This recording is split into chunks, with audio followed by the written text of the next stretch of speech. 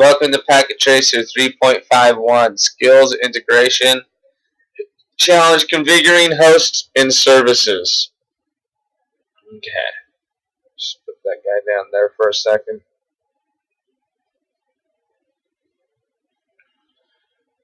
What are we going to do? Read directions. As we got here, we have a server, a router, another router. PC1A. What we need to do is add a PC with display of 1B. Come over here, grab your computer, drag it right here. We gotta name this 1B, huh?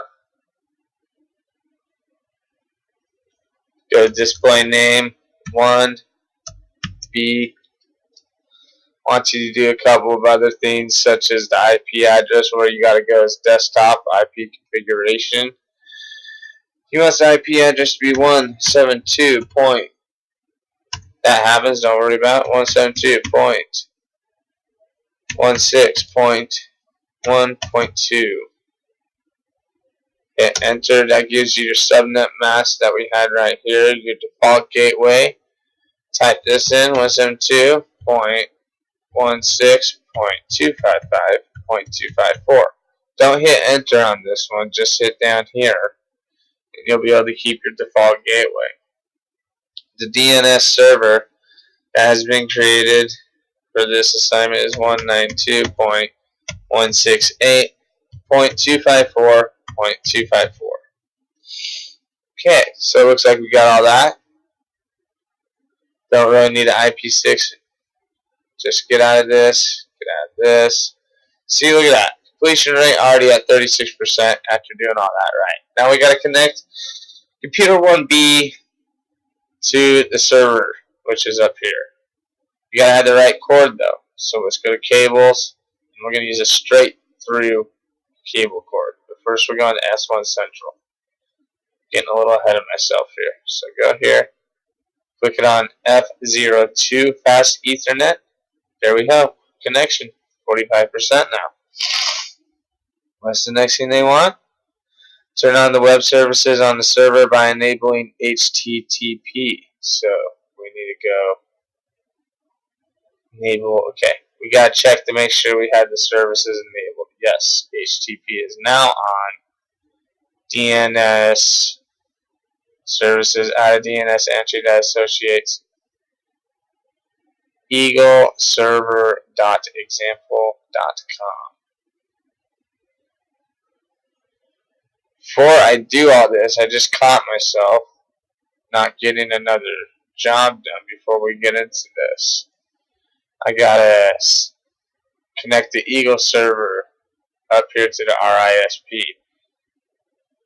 I'm going to use a copper crossover wire. I'm going to go through Fast Ethernet. And this one's going to be 00. There we go. Just wanted to make sure I got that. That's 72% now. And that's one thing to always look at, guys. 81%. It's updating that you're getting it done as you're going along. That'll always help you out.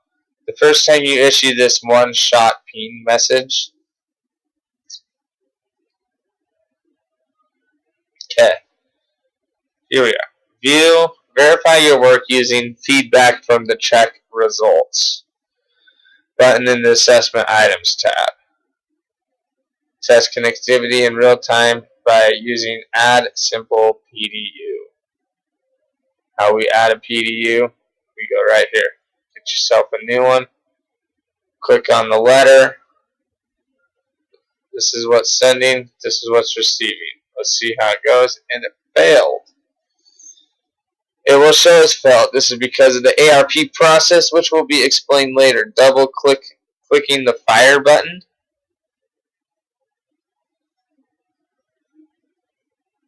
In the PDU list window, send a single test ping a second time.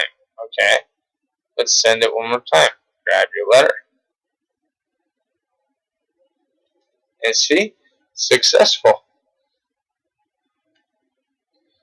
List window sends a single test ping a second time. This time it will be successful. Packet Tracer, the term scenario means a specific configuration of one or more test packets. You can create different test packet scenarios by using the new button.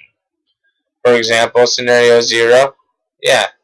But we're just going to go back over here and delete these. Okay?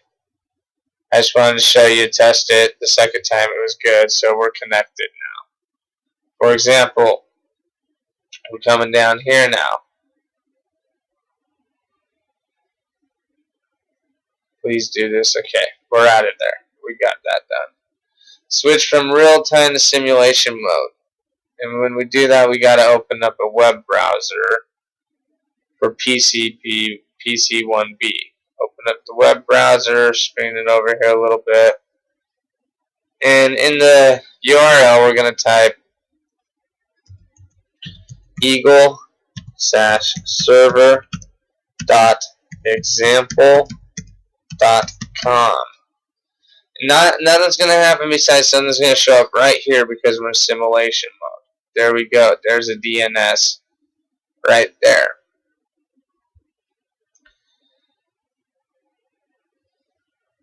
Okay. We're going to get out of this. Now, if you use the capture forward button in this event list to capture the interactions of DNS and HTTP, you can do it that way. But I want to play this animation and examine the packets. So we're going to autoplay it. It goes from PC to the S1 Central. That's going to go from S1 Central all the way to R2 Central.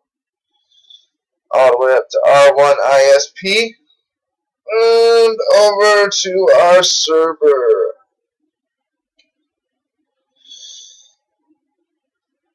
Then what's it going to do? It's going to come back. All the way back to the computer.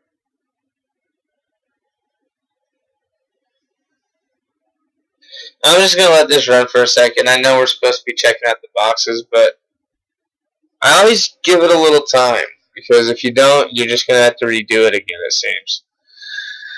So, play this animation and examine the packet contents. See what we got. Right here. Wants you to look at inbound, outbound details. I'm only going to go to ones that have all of them. Don't got it. There we go. Inbound, outbound details. For each event in the event list, especially when the packets are at PC1B or at the Eagle server. If you receive buffer full message, click to view previous events. So, sometimes in PDU details, we go down here to see if we have our IP address. We don't have it in here yet. Outbound. Still not there, but that's where it's going to show. And it might not be on that one. But eventually, on outbound details, I really want to show you guys this because I thought it was cool when I saw it. Eventually, your IP address is going to show up.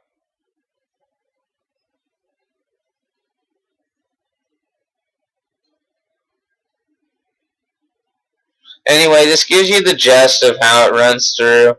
You check everything, information out. You get to find out where your later port, fast Ethernet, would go for which port if it wanted to get connected. Shows your in details, outbound details, anything you need to know right here. And the reflection is, now can I explain the process of what occurs when you type a URL in the browser and a web page returns? I think I can. But any questions you guys have or suggestions or helpful hints for me, go ahead and let me know. But that is 3.5.1 skills today.